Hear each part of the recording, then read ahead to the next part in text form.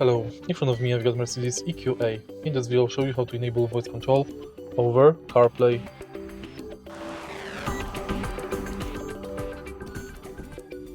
In the beginning, take a look at the screen display, go to CarPlay and next go to Settings.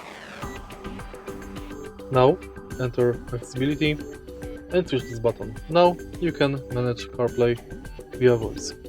Scroll up, go back, enter Map, enter Maps,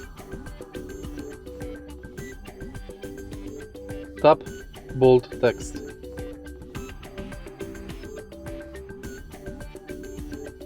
go Home, scroll right, scroll left,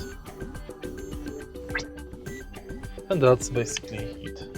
If you find this video helpful, please like, comment,